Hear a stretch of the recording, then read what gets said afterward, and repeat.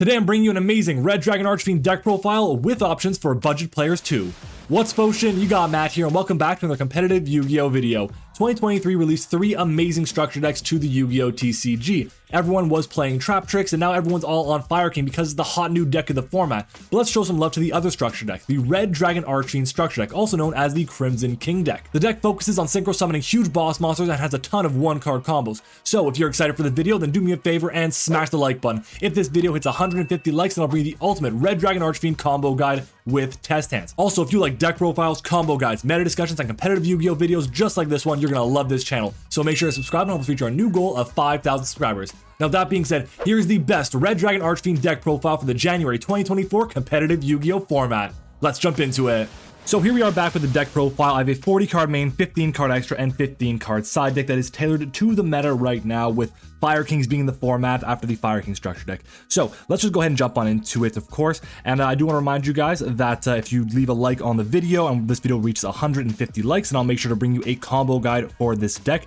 It will be in a few days probably, because I am on vacation at the time of, well, that you guys are seeing this. So it'll be a bit harder for me to be able to get that to you right away. Also, let me know what you think about the camera angle for this specific deck profile. It's a bit lower than previous videos. I just want to know what you guys are thinking when I do this, and we'll go from there. So starting off our deck profile, of course, we have 3 copies of Soul Resonator. This is the main card that was released in the structure deck. It is absolutely crazy for what the deck wants to do. It is a 1-card starter for the strategy. It is the main combo piece of the deck because when it's a normal or special, you can add level 4 lower fiend from your deck to your hand, except for itself, but then you're locked into dark synchros from the extra deck for the rest of the turn. And then it does have a secondary effect where if a card you control will be destroyed by a card effect while you control Red Dragon Archfiend or a synchro monster that mentions it, then you can banish this card from your graveyard instead. So it ends up having some protection as well. It's just a fantastic card you definitely want to see in your hands. We then have 3 copies of Crimson Resonator, another great card for this strategy and another starter essentially, but this one is level 2. Basically, if you control no monsters, it's just a free special summon from the hand, and then if the only other monster you control is exactly 1 Dark Dragon Synchro monster, you can take up to 2 Resonators from your deck, from your hand or deck, excuse me, and just special summon them, which is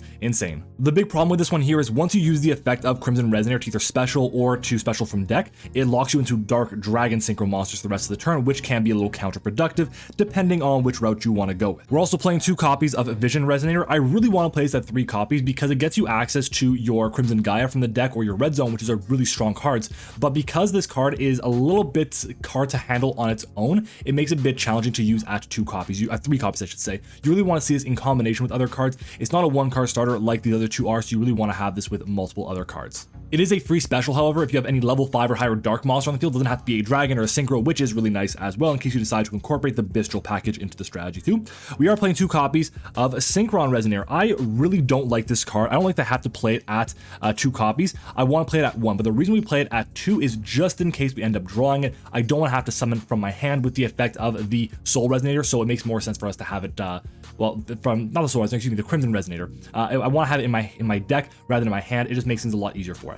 It's not the worst card though, because even if you do just hard draw it, it ends up being actually a pretty good extender. If you can get a synchro on the field, you can just special summon it out, you can synchro with it, which is great. And if you do send it to the graveyard, from the field to the graveyard rather, you can just target a Resonator in your graveyard and add it back to your hand, so it allows you for some follow-up the next turn as well, which can be really impactful. We then have 3 copies of Bone Archfiend. This card is actually really good for what the strategy wants to do. Being a level 4 fiend, you can search it off of something like your Soul Resonator to get your combo going, but essentially, if this card is in your hand or your graveyard, just send another card from your hand or field to the graveyard and then special summon this card. But then you're kind of locked into Dark Dragon Synchros from the extra deck for the rest of the turn, which again is unfortunate, but it kind of just goes in line with what the deck wants to do. It does have a Foolish Burial-esque effect where you can target a face-up monster you control that has a level, and then you can send a Fiend Tuner from your hand or deck to the graveyard, and then you can increase or decrease the monster you targeted's level by 1. So it ends up being pretty good to just go into some nice synchro plays. And our last monster as part of our engine is going to be the 1 copy of the Obsessive YuGiOh. I don't know what it is. I just cannot say this card's name for my life. It's so difficult for me to say, but this card is really good as a 1-up in the strategy. So basically its 2 effects are pretty much the exact same. If this card's in your hand, you can target a synchro that you control in your graveyard, banish it, and if you do, you special summon this card. And then if the card's in the graveyard, you target a synchro you control or in your graveyard, banish it, and then you add this card to your hand,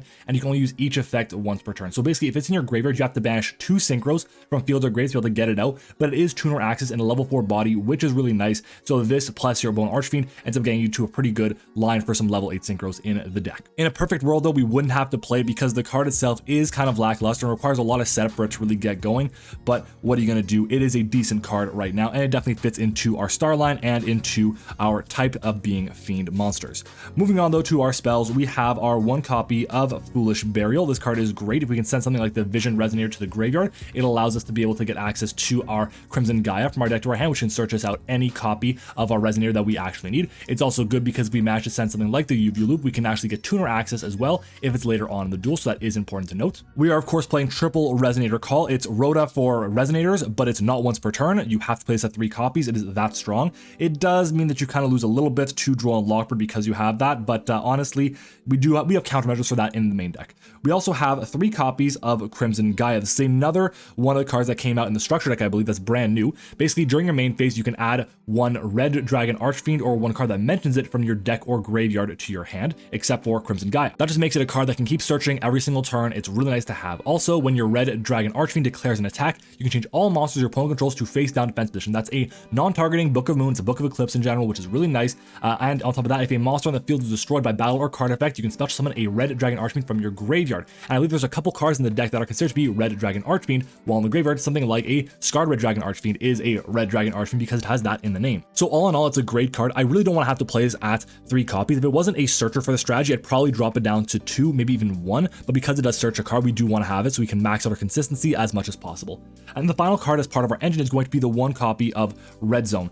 This is a really nice card in this strategy. I feel like it's actually kind of underrated, but basically when your opponent activates a card or effect while you control a Red Dragon Archfiend or a synchro that mentions it, I should say, not a card, a synchro that mentions it, you can target a card on the field as cost and destroy it, and then you can also, as a separate effect, just target one of your banished Dark Dragon Synchros and special summon it, and you can only use each effect once per turn. But both effects are really good because this plus the Red Supernova Dragon, I think, is the one. This one here is one that just banishes all other cards, which is really strong, but then you can bring that back and do it again, which is really nice. You basically have 2 board wipes on your opponent, which is really cool. And we only play it at 1 copy because it is searchable off of both Vision Resonator and off of Crimson Gaia as well, so we always have access to it when we need it. But that's going to be it for our engine pieces. We have, I believe it's 22 pieces of engine in the deck, and the rest of the last 18 cards are going to be non-engine, so feel free to make adjustments to this list as you see fit, but I will tell you cards I think are absolutely mandatory to play, and I'll give you replacements for cards that are a bit less budget.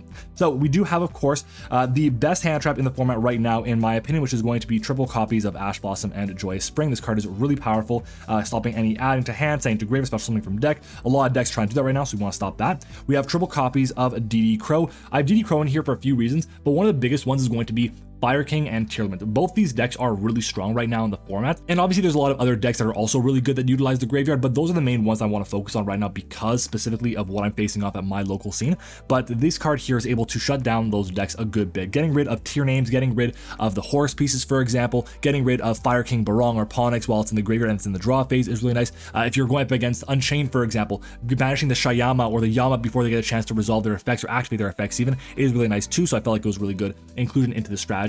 We're also playing triple copies of Infinite Impermanence in the deck. This card is great as well this format. I would argue that these two over here, the Ash and the Imperm, are the 2 best hand traps in the format today, so I wanted to let you guys know that you should definitely be playing those ones if you have access to them. And honestly, at this point you should now. They're both reprinted in structure decks and multiple structure decks. Imperm was in, I believe it was the Cyberdark structure deck, and this also in the Fire King structure deck, so pick that up as well. It should be pretty low cost right now. They're pretty budget, hopefully, so everyone should have access to those. And if you don't, give yourself a nice little holiday present. It'd be great to do. We also play 1 copy of Droll and Lockbird and a 1 singular copy of Nibiru the Primal Being. Why do we play these 2 cards here? Well, because it is, I guess at this point, pretty obvious, because we are playing triple copies of Crossout Designator. Now, Crossout is a great card for this strategy because this specific deck loses to so many different hand traps. A well-timed Imperm, Ash, Baylor, Crow, Nibiru, or even Droll and Lockbird all shut down this deck. Triple Tactics Talents shuts down this deck. Bestials shut down this deck. There's so much that this deck hates. So having Crossout, I think, is actually a mandatory inclusion for this specific strategy, and because of that, it's also going to be a mandatory inclusion to play the 1 Call by the Grave. This card is so good in the strategy as well. But we also have our final 3 cards here, in the strategy, which are going to be 2 copies of Triple Tactics Talent. The card is a great card in general. I love to have this card. We do have it as a Crossout target, but also I played at 2 copies because if I do see one in my hand, I do want to be able to use it as well. And then finally, we have the 1 copy of Triple Tactics Thrust. Now, Thrust is obviously the only only card that is not a budget card. Crossouts are like $10 right now, if I'm not mistaken. It's been a little while since I checked the prices on that, but Thrust is pretty pricey. If you don't have the Thrust, you don't have to play it. You can play Effect Veiler as another crossout target if you really like to. You can play the third talents if you really want to as well. There's a few different options that you can go with, but the reason I'm playing Thrust is because not only does it give me access to something like my talents here or my Imperm if I really need to, but it also gives me access to Resonator Call and Foolish Burial, which are both considered to be starters for the strategy, and it's a really good card to have in general to also bait out negation. If I go with Thrust and I want to force my opponents to go for an Ash on me, let's say they did like, I don't know, a DD Crow or something, or Nibiru, whatever the case, I don't care, it doesn't matter. And I go for Thrust and they ash that, then at least they're not ashing my combo, which I think is a bit more important. So that's why I have this setup over here. This is our 40 card main deck. Let's go ahead and move on to the extra deck. In the extra deck, we have 3 copies of Red Rising Dragon. This card is really cool. It does a lot for the deck. Being a level 6 is really nice. On top of that, basically when the card is synchro summoned, just target a Resonator monster in your graveyard, special summon it. That's absolutely insane. But then you are locked into Dark Dragon Synchros from the extra deck, which again is part of what the game plan wants to do. Everything in here except for one card in my entire extra deck is a Dark Dragon Synchro. It does have a second effect, but it doesn't really come up too often because you have to have 2 level 1 Resonators. Basically, the turn after, or any turn after rather, it was sent to the graveyard, you can banish it, target 2 level 1 Resonators in your graveyard, and then special summon them both, which is really nice. We do play 2 copies of Synchron Resonator, which is a level 1, but that's our only target. So it does come up, but not too often. Now, the real reason why this card is being played at 3 copies is because there is not a single once per turn on this effect. That's why we played at 3 copies, just a fantastic card to help us extend and build a board. We then have 2 copies of Scarred Dragon Archfiend. This is considered to be a red Dragon Archfiend because Scarred has red in the name, so it does count. This card is also really good. We do play it at 2 copies. I would maybe want to cut it to 1 eventually, but I think at 2 it just gets the job done. This is going to be a level 8, and we do kind of climb up into this pretty easily. Essentially, it's going to require a tuner and a non-tuner Dark Monster specifically, which is important to note, but the card's name becomes RDA, Red Dragon Archfiend, while on the field or in the graveyard, which is nice. And if the card is sent from your monster zone to the graveyard, you can special summon an RDA from your extra deck, which is great because it's treated as a synchro summon. And then if this card was sent to the graveyard as a synchro material for a Dark Dragon Synchro monster, you can destroy all attack position monsters your opponent controls. It is a hard once per turn for both these effects, but the reason why this is so good is because if you use this, plus like let's say it's your Crimson Resonator to go into a level 10 synchro, and then you're able to blow up the board for all attack position monsters, you're also able to get out another body in the form of the Red Dragon Archfiend. Speaking of Red Dragon Archfiend, we do play 2 copies of the OG Red Dragon Archfiend. Now listen, I don't personally believe that this card should be played at 2 copies. I really hate that we have to play it at 2 copies, but it's actually a pretty good extender for the strategy, getting extra bodies on the field to help blow up the board for our opponents, and also just get us extra bodies so we can keep synchro climbing. But I don't like having to play at 2 copies, but again, we do. That's kind of like the theme with this. I like the deck. I think it's a really cool concept, but a lot of the cards here, I'm like, I don't want to have to play this at more than 2 copies or more than 1 copy, and I sometimes just have to, and that's because the way the deck is made. If there were other cards that were just a bit better that we eventually get released in the form of a core set, just like extra cards on the side of that would end up being really good. We then have 2 copies of Hot Red Dragon Archfiend Abyss. This is our main negate for the strategy. It's a really good negate. If you guys remember back in the eras where Guard Dragon Aggro Pain was legal, this was the card people were going into because it's a great card that can negate any face-up card that your opponent controls. You negate its effects until the end of this turn, so basically your opponent activates a monster, a spell, a trap, whatever it is, you can negate it with Hot Red Dragon Archfiend Abyss as long as you can target it. Basically, that's the main reason you're playing it, but also, when this card inflicts battle damage to your opponent, you can target a tuner in your graveyard, special summon it in defense position, which is really nice. And both effects are a hard once per turn. Then we have a bunch of one-ofs. We have, I think it's 6 one-ofs here. The first of which is going to be Hot Red Dragon Archfiend Bane. This is another really cool card here that helps mostly just OTKing things. Essentially, you can just tribute 1 monster, then target a Red Dragon Archfiend monster in your graveyard, which includes Scarred Red Dragon Archfiend, and then special summon it. And then when this card inflicts battle damage to your opponent, you can special summon 2 tuners with the same level, 1 from your deck, 1 from your graveyard in defense position. So it's a massive body. It gets you extra pieces on the field for both of the effects. It ends up being a really solid option as well. And its Starline at being 10 is also really good. We have our 1 level 12 being Red Supernova Dragon. It's another really cool card.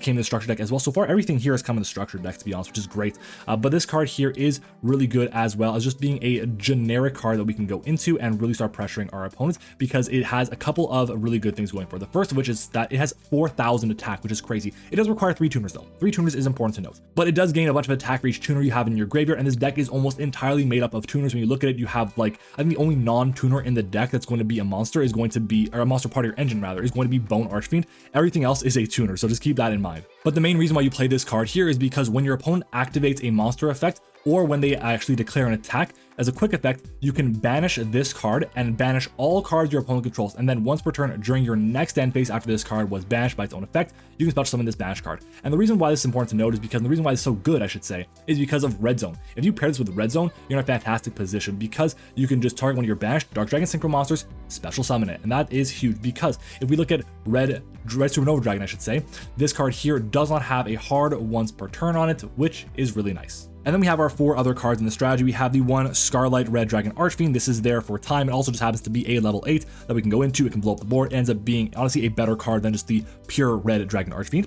We also have the 1 Q-Belt, the Blade Dragon. This card here came out, I believe it was in Duelist Nexus or Cyber, I think it was Duelist Nexus. Either way, it's a card that is a Dark Dragon Synchro monster, so we're not locked out of it. But essentially when it's summoned, you can just target a card on the field and destroy. That's the main reason why you play this card. It is a level 7, I think it is. Yeah, level 7, which means that you can actually make it if you have something like your Soul Resonator with your Bone Archfiend, which is nice, or if you have some really weird star lines with like Crimson Resonator plays a Bone Archfiend that's been boosted or whatever the case might be, but you get the point. It ends up being something that you really want to have access in the extra deck. It is a common, should be like 5 cents. We also have the 1 Abyssal Dispatter. This is another card that is not budget, but we also are pairing with the 1 copy of Baronne de Fleur. So I'll go over these 2 cards together because they're not in the structure deck.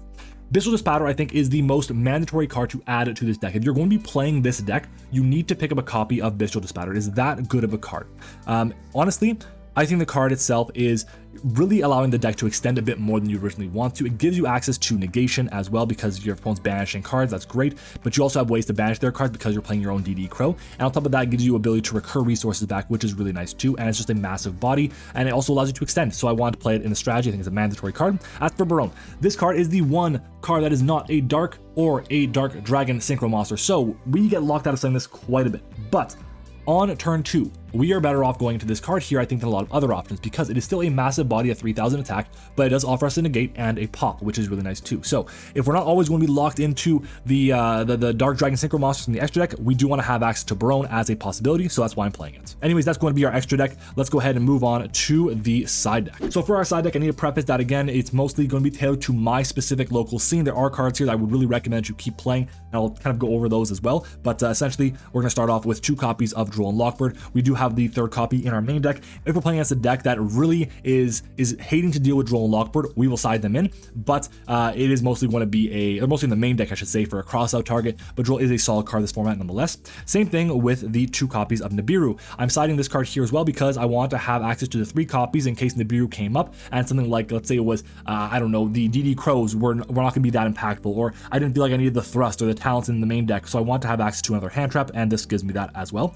We're also playing 2 different kaijus here. We are playing the Gamma Seal and the Kumungus. Now, you might be saying, why am I playing 2 different ones? If you want to play 2 of the same kaijus, by all means, go for it. I personally like to play 2 different ones, and the reason why is because I want to be in a situation where if I draw 2 kaijus, I don't have to special one, special the other, and have them crash. I want a special one, be able to attack over it, and then be able to go in for battle with the rest of my deck. So for that reason, we're going to give our opponent the Gamma Seal. Kumungus has 2400 attack, the Gamma Seal is 22. We can come in, can crash into that, I should say, and then we should have advantage from there. Anyways, moving on, we have 2 copies, I should say, of Lightning Storm. This is another great card here for back row hate, for monster hate, for everything hate. It is great. And we're also pairing that with 2 copies of Evenly Matched.